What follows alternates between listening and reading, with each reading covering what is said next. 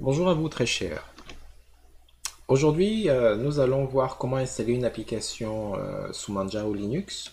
Sauf que contrairement à la dernière fois où nous sommes passés par le gestionnaire de paquets, aujourd'hui nous allons voir comment utiliser la ligne de commande pour effectuer notre installation. Alors, le gestionnaire de paquets, c'est probablement une des méthodes les plus simples pour installer les applications, mais il arrivera des cas où il sera parfois plus simple, plus rapide de passer par la ligne de commande. Il est vrai que si vous êtes dans un système qui a déjà le gestionnaire de paquets, passer par la ligne de commande n'est pas nécessairement la chose la plus efficace à faire.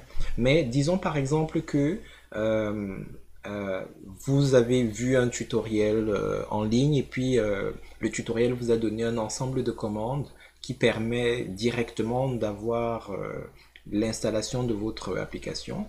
Vous passerez probablement par la ligne de commande. Et il y a également des éléments, si vous devenez un peu plus à l'aise, où il sera beaucoup plus efficace de passer directement par la ligne de commande à cause de certaines interactions que vous pourriez y faire. Alors pourquoi est-ce que le gestionnaire de paquets est ouvert? Tout simplement parce que lorsque vous voulez utiliser la ligne de commande, en plus d'être connecté à Internet, parce que les paquets vont être récupérés en général sur Internet, il faudrait que vous connaissiez le nom exact de l'application ou du paquet à installer. Le problème, c'est que les noms tels que nous les connaissons ne sont pas nécessairement ceux qui sont inscrits dans les dépôts. Et ça fait que si vous n'avez pas le nom correct, l'installation pourrait ne pas se passer comme vous le souhaiteriez. Par exemple, euh, il y a Clipman. Le nom qu'on utiliserait, ce serait Clipboard Manager ou alors le gestionnaire du presse-papier. Sauf que dans le système, il n'est pas reconnu comme Clipman, mais il est plutôt reconnu comme XFCE4-Clipman-plugin. Autre chose, Chromium BSU qu'on a installé dans une vidéo récente, euh, il est intitulé dans le système Chromium-BSU, tout en minuscule. Cantarell est intitulé Cantarell-Fonts. Donc, comment est-ce que vous ferez pour connaître le nom exact de l'application tel qu'il est écrit dans le système? En général, vous ferez quelques recherches sur Internet ou alors vous accédez à la liste des dépôts et vous essayez de chercher à l'intérieur. Il est également possible d'utiliser la ligne de commande pour le faire. Mais bon, ça c'est quelque chose que vous ferez lorsque vous aurez un certain niveau. Alors, ce qu'on va essayer d'installer, ce sont des applications qui permettent, ce sont des éditeurs de texte qui permettent de faciliter la programmation euh, dans des environnements de développement intégrés. Alors, on va aller dans la catégorie euh, dans développement. Alors, je rappelle que ici, j'utilise pour le moment le gestionnaire de paquets juste pour avoir le nom exact des applications. Donc, on va installer d'abord Genie. Alors, ici, nous avons de la chance, en ce sens que le nom de l'application, le nom humain de l'application, correspond également au nom système. Donc, pour installer, tout ce que nous avons besoin de faire, c'est ouvrir notre terminal et de taper la commande sudo, qui veut en gros dire avec les privilèges de super utilisateur, et ensuite vous rentrez la commande qui va effectivement installer. Dans le cas de Manjaro et de toutes les distributions Linux basées sur Arc, la commande sera pacman-s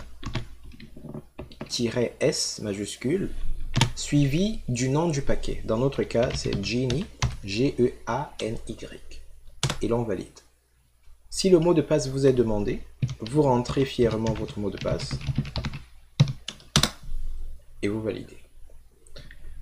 Alors, lorsque vous validez, après avoir fourni le mot de passe, il y a une phase d'interaction qui pourrait débuter entre le système et vous. Parce que le système aura parfois besoin de validation, il aura parfois besoin d'interaction d'une façon ou d'une autre. Donc par exemple ici, on a des informations sur le paquet à installer. Il nous dit que c'est Genie, mais dans sa version 1.33.0-2, Et on peut constater que ça correspond bel et bien à ce que le gestionnaire de paquets avait. On nous donne la taille totale du téléchargement, c'est-à-dire l'archive, le fichier proprement dit, de 93 mégas.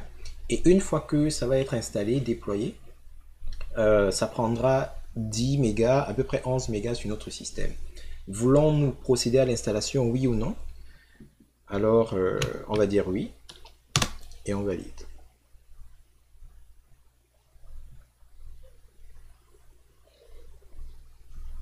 Très bien. Donc, si vous avez fait attention à ce qui se passait en arrière-plan, vous avez peut-être pu constater que, une fois l'installation réalisée, dans le gestionnaire de paquets, Genie a été coché. Donc, si on vient ici, on a un nouveau menu qui s'appelle Développement. Et dans Développement, on peut constater que Genie est installé. Ok. Donc, on va essayer d'installer également Atom, qui est un autre environnement de développement, un autre éditeur plutôt. Donc, Atom lui aussi c'est assez simple, il s'appelle Atom tout simplement. Donc, on va faire pareil. Sudo pacman-s, sauf que cette fois-ci, on va dire Atom. Alors, Atom aura besoin d'un certain nombre de paquets additionnels, 12 au total, et la liste de ces paquets est précisée ici. La taille totale du téléchargement, la taille totale du fichier installé. Donc si on veut procéder à l'installation, on va juste dire oui, et on va valider. Ici, ça prendra probablement un peu plus de temps, en raison du nombre de paquets additionnels à récupérer.